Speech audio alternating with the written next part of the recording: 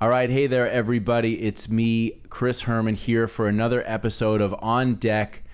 Today, it's just me spouting off on another topic, and today's topic is what so many people are talking about right now. Elon buys Twitter. Have you heard?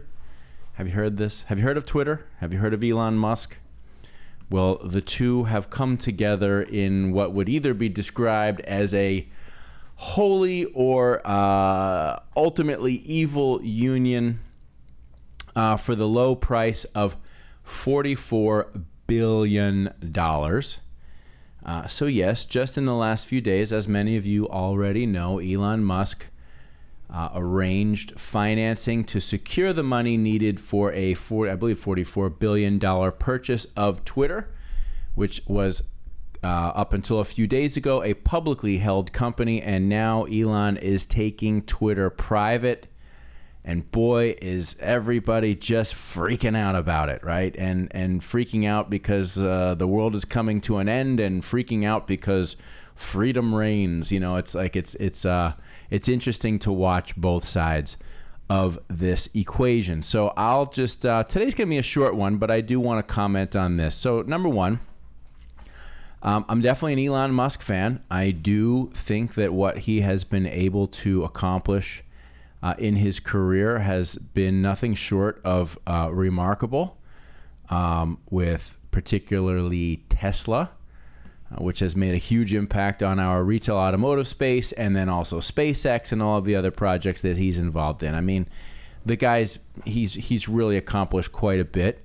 I think he's managed to stay a very interesting and unique person in the public eye. I think he's been able to utilize social media and public media to his advantage. The guy has built and created a vehicle company in Tesla and sold the amount of vehicles that he has sold without $1 being spent in advertising. Think about that. Not a dollar. The guy has not run one ad for Tesla, and they have grown that business to be what it is today. It's remarkable, and as I've talked about in other podcasts, the retail automotive sector, and particularly in the American manufacturing sector, I think those companies have a little bit of a secret crush on old Elon and what he's been able to accomplish. So I am an Elon fan. I'm not like follow him till the end of the earth, but I think overall what he's done and is doing is very impressive and interesting, with a couple caveats that I'll mention later. On the Twitter side, in the last year or so, I have really found myself re-engaging in Twitter because I enjoy reading what people have to say about what's going on in the world. Is there some stupid shit on there? Absolutely. Has there also been a ridiculous amount of censorship on Twitter that is like it's almost borderline dumb? Yeah, and that's pretty much why Elon. That's why, at least on the surface, that's why he bought it, right? And of course, everybody's freaking out. But when you lock and ban and shut down the accounts of the Babylon Bee, which is basically like The Onion, it's a satire account. When you lock them down for making a very innocuous statement, it's just that's where it's gotten. And I've communicated some of my thoughts and beliefs in the past. That's not what this episode is about. But what I will say is it is very funny to watch some of the response on the left of just freaking out. Oh my God, the world's coming to an end. What's going to happen? Twitter is a septic cesspool that's only going to get worse, and it's going to be a dumpster fire, enabling hate speech. And it's just like, oh God, come on. Lighten up just a little bit here. I think everybody's taking it a little bit too seriously. I do believe that Elon buying Twitter will be good for Twitter in the short period of time. I think you're going to see a lot of people that were shadow banned and accounts that were throttled back, which I think is completely, absolutely against the fundamental basic rights instilled to us as human beings in the Constitution, i.e. freedom of speech. We're not seeing that anymore. We've seen record waves of censorship, throttling of accounts, closing accounts because we don't like what they say. But there are plenty of people out there saying plenty of dumb and hateful stuff, but that's perfectly okay if you're on the right side or the correct side of the narrative, and that's going to change.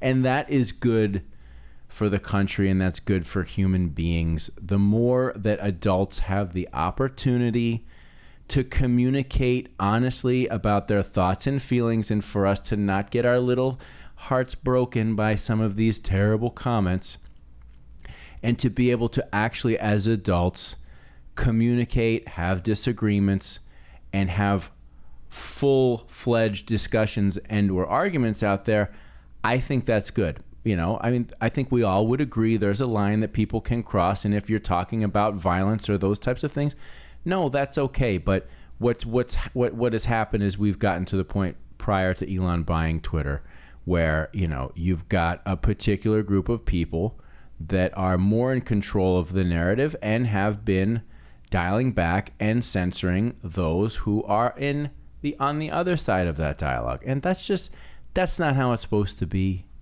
That's not how it needs to be. And hopefully that's not how it's going to be moving forward. It's funny. I saw, a news reporter from like MSNBC, and he's like, just imagine what Elon can do during a political race.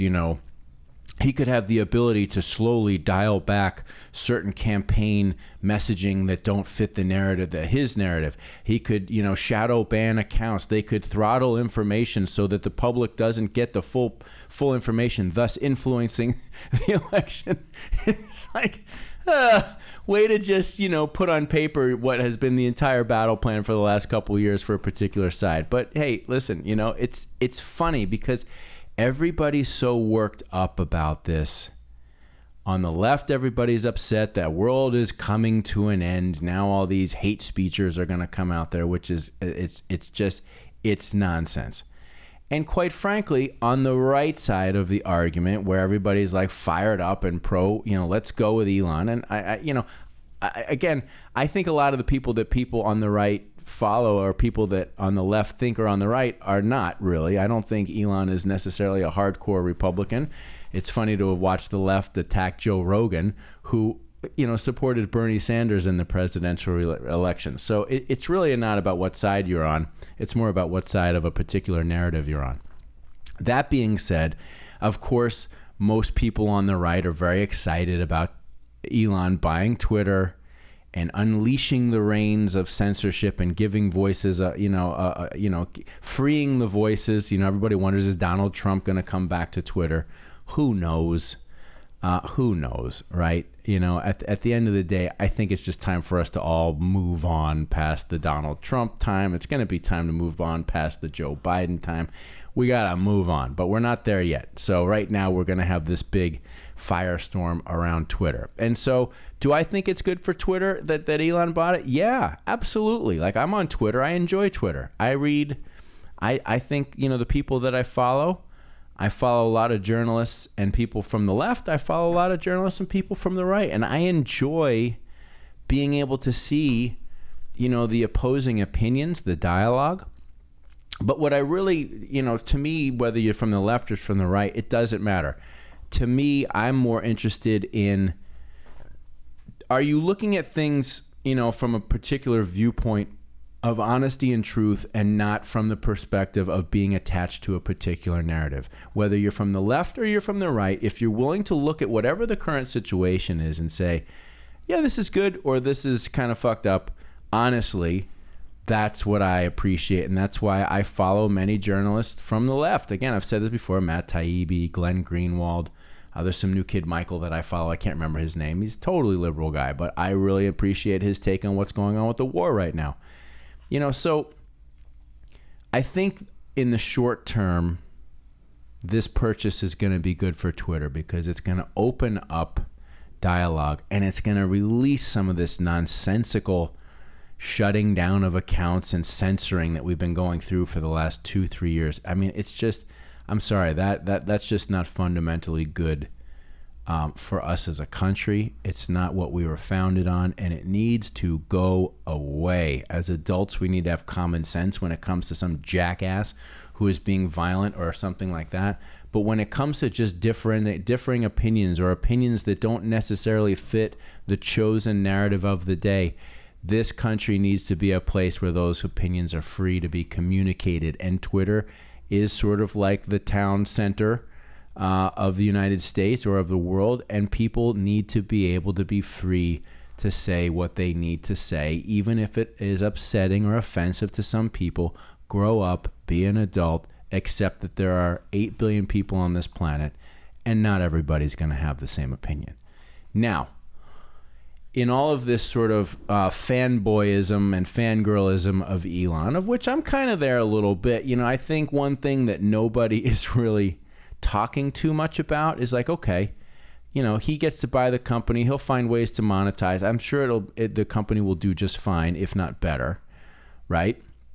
And I think that it will loosen the shackles of control, if you will, on what is said. But, I still am kind of sitting back and going, all right, well, let's not forget that Elon Musk has a company called Neuralink, if I pronounced that correctly or incorrectly. I hope I did, which is developing technology which is very close to being implemented. And if it hasn't already in animals, is already very close to being implemented in humans. Neuralink is a technology where they are creating a sort of computer microprocessor that can be installed in your brain that becomes a seamless integration of technology and biology in humans. Yes, he's working on it. Yes, it's a real company. Yes, that technology is moving forward. We've heard of other companies, implanting chips in people. I mean, I'm sorry. I mean, if you're crazy, if you're this enamored with technology that you want a chip implanted on you, by all means, go for it, right? Go for it. But now I'm not down with that. And I can understand maybe why Elon might be concerned or interested in this field. But this is where I have a little bit of concern with this, because Elon has been very vocal about his concerns about the advancement of AI, artificial intelligence, yet at the same time he has a company that is creating technology that could merge technology and the human species into one, and he just bought essentially the largest communication platform, or one of the largest communication platforms on the planet. So yes, this can be, all under the guise of it's good for freedom, it's good for communication, and that can all be true. It can also be a stepping stone to a future connection of technology, biology, and a communications platform. I'm not smart enough to know how all that works, but I just sit back and I look at it and I go, he's a very intelligent business person, so he's got a short-term goal, and there's got to be some long-term goal down the road. So for all of you, most of you that are on the right going, yay, freedom, Elon, Twitter, just keep your fucking eyes open down the road, and don't be surprised if this somehow merges together in a way that maybe doesn't seem so cool. Okay? Just because he seems to be of good heart and good mind in terms of most of what he's doing, which I'm still there. I'm still of that opinion. Okay? Let's not forget that this is also a guy who has negotiated with and has large relationships with China. And let's not forget that this is a guy trying to get us to Mars, which, yay, that's cool, but also is developing technology to put computers and microprocessing essentially into humans. What could go wrong? So maybe even the coolest maverick of guy at some point in time, who knows what happens with him? Who knows what relationship goes south? Who knows if he catches on fire and turns into an evil overlord enemy, character out of a superhero movie. Like, it sounds ridiculous, but you just don't know what could happen over the next 10, 20 years. So don't be surprised if this whole Twitter thing gets snapped into something else and you go, I don't feel so good about that, right? So there you have it. Fair and balanced, right? I hammered the left a little bit for the hysterics, and I'm hammering the right a little bit for their overarching glee in this situation, because there's a long-term plan here that could unroll that could be a little bit creepy for everybody. So there you have it. Elon buys Twitter. It's the big news. Thanks for joining me here on deck. Look forward to seeing you again soon. If you find this content enjoyable, interesting, or entertaining, please subscribe to the channel, ring the bell, hit a like button, or as some people say, smash it. Leave some comments. Please interact, engage. That's what we're here for. Thanks so much and have a great day. We'll see you later.